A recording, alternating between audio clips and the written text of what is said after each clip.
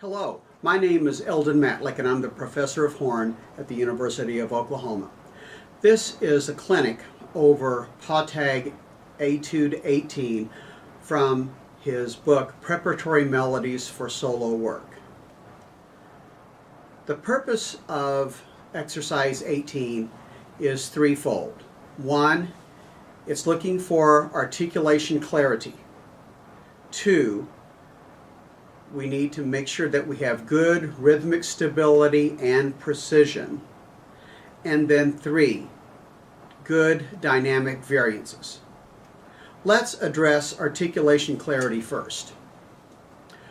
Primary is good tongue placement.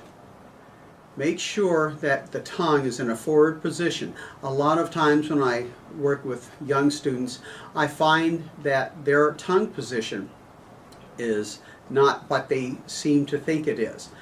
Really, we need to work with making sure the contact point is with the tip of the tongue touching the tooth.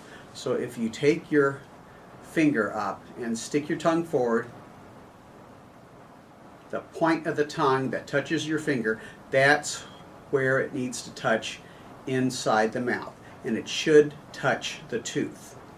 When you're using this exercise, think more of a T. T, T, T, T, T, T, T, T, T, T, T, T, T, T, T, T, as if you think of a da, da, da, da, da, da, da, da, da. It gets a little bit more back in the oral cavity.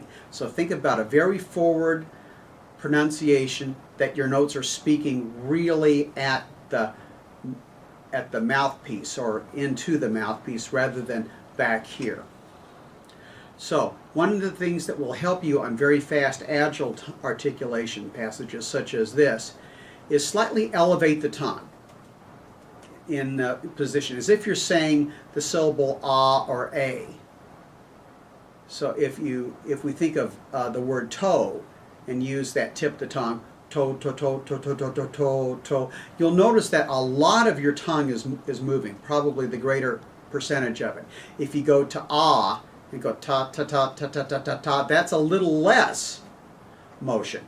But if you use an a, t t t t t t t t t t t, like saying te or t, t t t t t or t t t t t t t t, essentially only the tip 1/2 inch of the tongue is moving. And this is a trumpet player's trick. That's how come trumpet players can play really so fast. They use a little bit shallower vowel normally, but then they're elevating their tongue and using only the tip part of the tongue, and they're moving the tongue position in the oral cavity a little bit more forward. So use that articulation, that forward articulation clarity, and it will really help. As opposed to, which is back. I hear that a lot.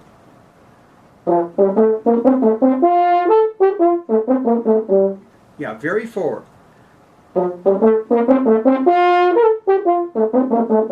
That last one was a little bit different because they used a little bit more of a shallower vowel. I used a little bit more of an A vowel for this.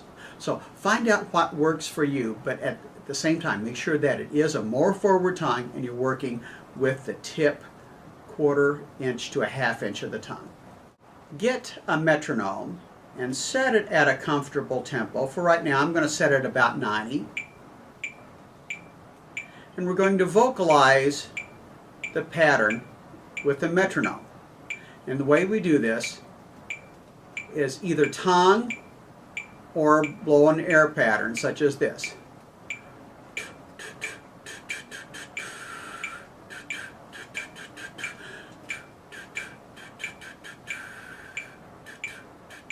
Just so you can practice that tongue position. Then get the metronome a little bit faster. I'm going to click it up to 95.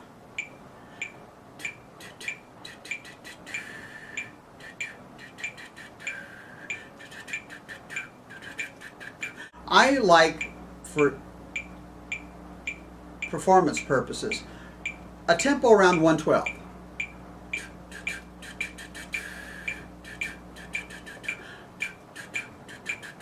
so forth. You always want to practice these things slow enough where it's not going to be causing too much of a problem. And what I would do, I would play this as a flow study with everything slurred. I would sustain through the isolated eighth notes.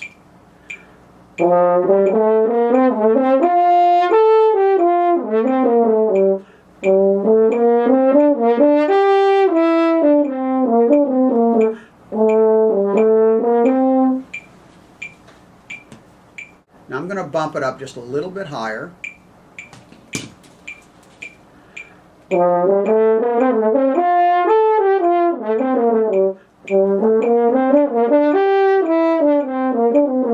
There was a little passage back there where I had a descending passage, and it really didn't come out very clear. So so what I should have done is stopped it right there and practice that descending passage to make sure that I'm having activity of the air.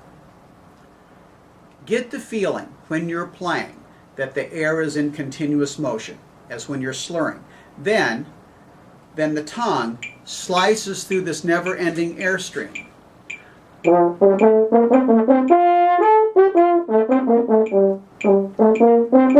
So forth like that. Next, we need to think about controlling our technique. Control comes from finger rhythm. Finger rhythm leads technique. Once the finger rhythm has been established, then you just plug in the tongue and follow your fingers. I'm going to put the subdivision on. And what I'm going to do here is just practice with the fingers. 1, 2, ready, and.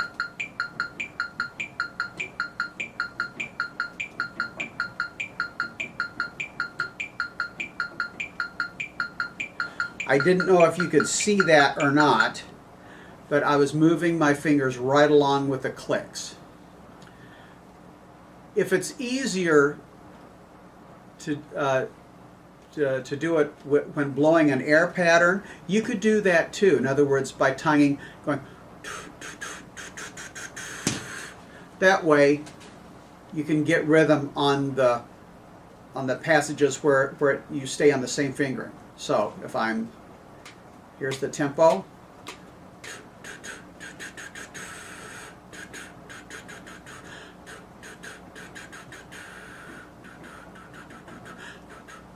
And I can do this on any speed.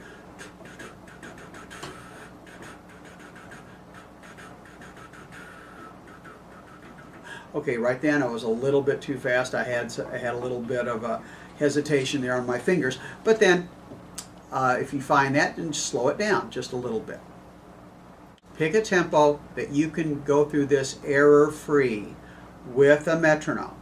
When you can do that 3 times without making any technical mistakes, then bump it up a couple of clicks.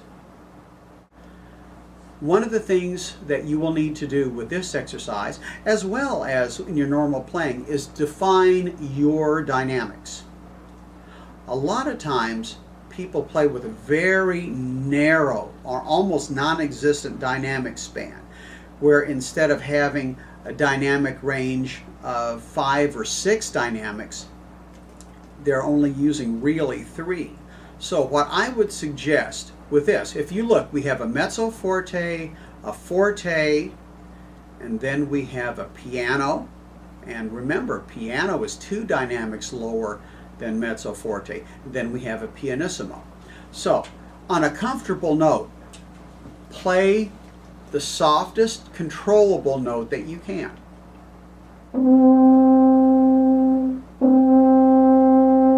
For our purposes, this is going to be pianissimo. Your softest controllable dynamic, your pianissimo. Next, play a dynamic or a little bit louder, make it noticeable difference. Then add another dynamic. This time we're going to use mezzo piano. It's not here, but for illustration purposes.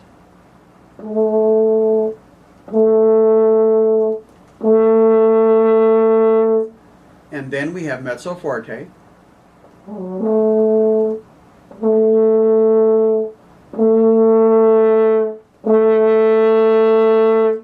And then we are going to add another dynamic level, forte.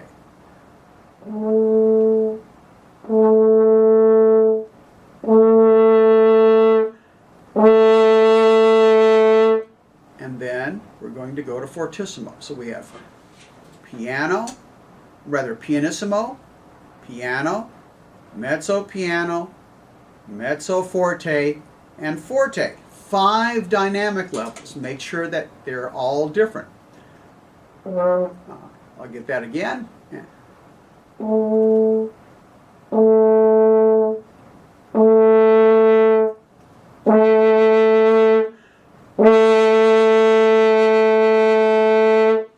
And make sure that you can do this with control.